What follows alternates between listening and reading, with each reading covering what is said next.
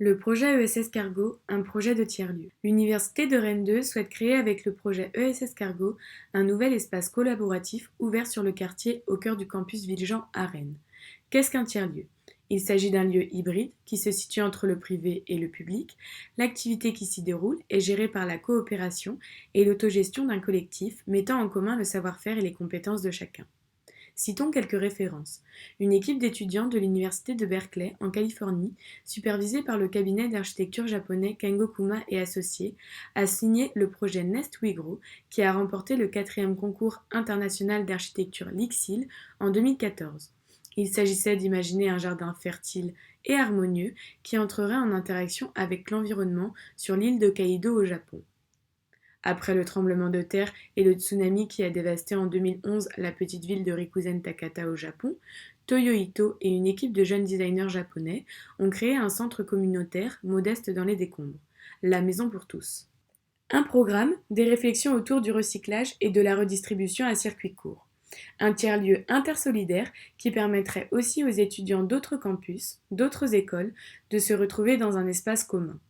Une épicerie solidaire, évitant le gaspillage, de la permaculture, changeant l'échelle actuelle du potager et alimentant l'épicerie, un emplacement pour l'association Récup Campus ainsi qu'un local, un plateau libre permettant à la fois de travailler et de se détendre.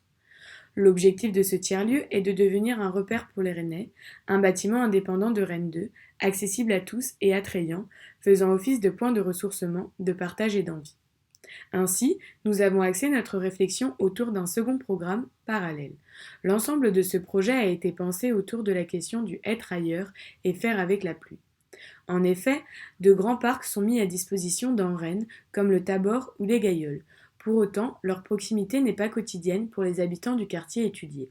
L'idée envisagée serait la création d'un espace arboré disponible pour tous, un lieu hors du temps. Il s'agirait donc de donner la sensation de pause dans un environnement du quotidien, à la fois en intégrant la végétation au projet et en offrant un aménagement paysager varié aux ambiances ressourçantes. En parallèle, rendre la pluie un événement heureux en la faisant un élément à part entière du projet. Découvrons à présent le site sur lequel s'installera ce projet de tiers-lieu. Une grande pelouse entourée par divers bâtiments du campus universitaire de Rennes 2.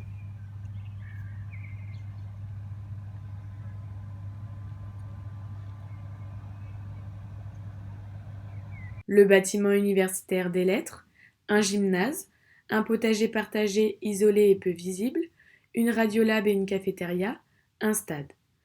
Le site est constitué en 2 parcelles d'herbe, l'une plus importante que l'autre, divisée par une allée goudronnée au va-et-vient fréquent. Le mobilier urbain présent est disposé sur l'une des 2 parcelles. Les assises, aux différentes formes, sont beaucoup exploitées par les étudiants, cependant elles sont peu nombreuses et pas des plus esthétiques. Cet emplacement est donc au cœur des activités extra-universitaires, un lieu de passage, de rencontre, de pause, principalement investi par les étudiants du campus et leurs amis. Lors de cette visite de site, les conditions météo sont idéales, ensoleillement et chaleur au rendez-vous. Cela a été favorable à notre étude, pointant du doigt l'usage premier du site, lieu extérieur aux fins de détente permettant de profiter du beau temps. En ce qui concerne la zone d'exploitation du site, les 2 parcelles sont quasiment investies au maximum par des étudiants assis dans l'herbe qui révisent par exemple, prennent un café, discutent ou encore se reposent. L'objectif en implantant un tiers-lieu sur ce site est dans un premier temps d'aller dans le sens de son usage premier, lieu de détente, et minimiser l'emprise au sol pour conserver les pratiques des utilisateurs. Le projet et son aménagement paysager. Un choix d'implantation. Une installation du projet au nord du site, un positionnement au point le plus haut du terrain, lié à la fois par la volonté de revaloriser le potager déjà existant et de l'étendre, mais également dans le but de développer une verticalité faisant signal dans le paysage tout en minimisant l'emprise du bâti au sol. Voir et être vu, mais aussi créer un parcours au temps fort. Implanter le projet à cet endroit, sachant qu'il ne correspond ni à l'exposition de soleil idéale, ni à la zone la moins vantée, c'est faire le choix premier de hiérarchiser le paysage et de marquer des étapes dans sa promenade. En surplombant le site, le projet s'intègre dans un axe hiérarchique de parcours. En effet, une ligne directrice est dessinée entre la partie nord et sud. Le projet en est le point de départ. Avec une structure légère et un socle dynamique, le projet s'inscrit dans une volonté de relation intérieure-extérieure ambiguë. L'aménagement paysager en est son extension. Il accompagne à découvrir la topographie en pente du site, offrant différentes circulations et dispositifs. Un choix d'aménagement. Comme déjà mentionné, l'idée directrice de notre proposition est celle du être ailleurs. Pour cela, nous avons fait le parti pris de réaménager entièrement cette zone mise à notre disposition en redéfinissant sa fonction. Il s'agira d'un espace vert abondamment arboré, faisant office de poumon au cœur de cet ensemble bâti. Le choix que nous avons fait est de contraster notre intervention avec l'existant. Ce jardin serait alors une raison supplémentaire de se déplacer à cet endroit où se trouve également notre dispositif de tiers-lieu. Le week-end, campus fermé, ce nouvel aménagement deviendrait le point de rencontre de tous les promeneurs, des familles, des habitants du quartier. En semaine, l'épicerie solidaire et le mobilier urbain permettraient aux étudiants d'investir les lieux pour manger, travailler. La recyclerie favoriserait l'échange et le réemploi. Les façades du projet, quant à elles, utiles pour communiquer, serviraient de point d'affichage pour les informations du campus. Ce tiers-lieu serait alors un espace dédié au partage. Une signalétique d'entrée dans le parcours est mise en place. Une scénographie de portique permet de diriger les potentiels visiteurs à travers le projet. La topographie du site est rythmée par des paliers minéraux en dalles recyclées. Toutes les circulations extérieures du projet sont constituées de ces paliers, qui peuvent notamment être investis par ses usagers, comme des assises par exemple. La permaculture est au cœur du tiers-lieu. C'est elle qui fait vivre l'épicerie solidaire et qui renforce la notion de partage et de solidarité portée par le projet ESS Cargo. Par la culture de végétation plutôt basse et des circulations conséquentes, l'espace de permaculture est lisible, invitant les usagers à prendre part au projet. L'axe nord-sud est souligné par un espace en stabilisé, habillant les abords du projet et contournant une terrasse en bois récupéré. Sur cet même espace, du mobilier urbain s'installe. Il s'agit donc d'une zone où l'usage n'est pas prédéfini. L'objectif de cette grande étendue est de laisser libre cours à l'appropriation de chacun. Un emplacement propice à la rencontre, à la détente. Ou encore une place destinée à accueillir des événements festifs, des cocktails, des rassemblements. L'eau, élément présent tout au long du parcours, participe à offrir cette sensation d'être ailleurs. Un système de récupération d'eau de pluie est mis en place afin d'exploiter au maximum l'environnement dans lequel le projet s'installe. Des gouttières percées en toiture, accompagnées de chaînes d'écoulement, viennent diriger l'eau vers l'ouest du projet pour la stocker dans un réservoir enterré. L'accès à l'eau contenue dans ce réservoir se réalise sur le même principe que celui d'un puits. L'accès se fait donc au moyen d'un seau. L'eau récoltée est alors utilisée pour entretenir la permaculture. Un second parcours est également présent.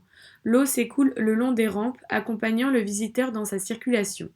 Une partie est déversée dans le réservoir, l'autre vient s'installer dans une rigole.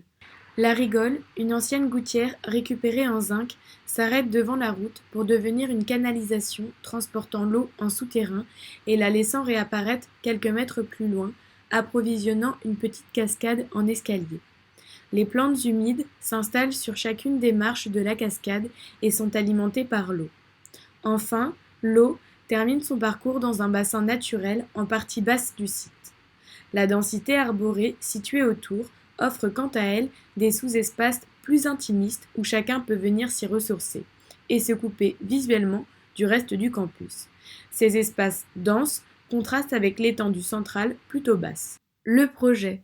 Le rez-de-chaussée du projet accueille l'épicerie solidaire et la recyclerie, séparés par un puits végétal s'étendant jusqu'au premier niveau. Dans l'épicerie solidaire, un cellier permet de stocker les denrées alimentaires récoltées pour être ensuite redistribuées aux usagers. Le mur habité en terre, creusé par des étagères, permet aussi d'exposer et de stocker des produits alimentaires. Sur la façade nord, des étagères vitrines permettent de rendre visibles les éléments qu'il faut en priorité consommer et éviter le gaspillage. Ces vitrines permettent aussi de communiquer la fonction du lieu. L'entrée dans cet espace se fait par le biais d'une coursive extérieure. Le sol, commun entre le rez-de-chaussée du projet et la terrasse, permet de marquer une continuité intérieure-extérieure et d'étendre les usages intérieurs à l'extérieur. Le projet bénéficie alors d'un socle dynamique, d'un lieu propice à l'échange, au partage et à la traversée, où la végétation détient une place dominante. Au niveau 1, un plateau libre offre 20 mètres carrés d'espace de travail ou de détente. Ce lieu, en retrait de la plateforme d'échange au rez-de-chaussée, permet de dissocier les activités et de proposer un espace plus calme. L'extension en polycarbonate accueille une serre bénéficiant du soleil du sud et de l'est. Amener des plantes dans le projet de par le puits végétal et la serre est un moyen d'étendre l'aménagement paysager à l'intérieur du projet. La permaculture, c'est aussi apprendre à connaître de nouvelles plantes et les expérimenter.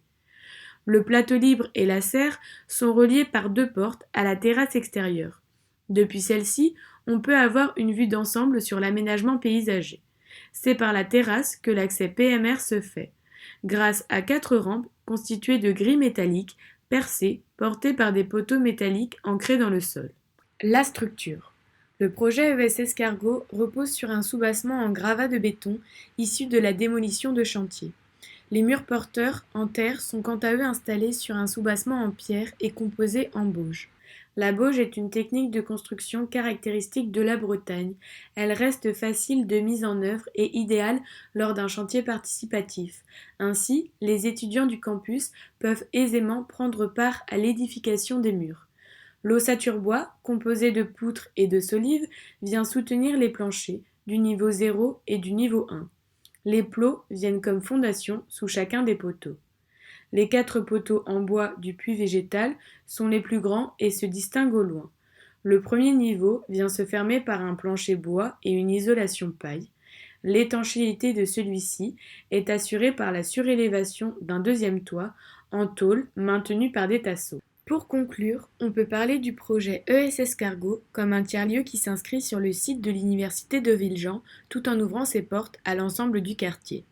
L'objectif de cet aménagement est pensé comme un facteur de l'attractivité des universités envers les étudiants, les enseignants, les chercheurs, mais également envers les habitants. Ce projet vise à rénover et redynamiser l'image des campus préexistantes grâce à une revalorisation des espaces extérieurs afin de créer de véritables lieux de vie, de partage et de cohésion sociale. Un tiers-lieu pour tous.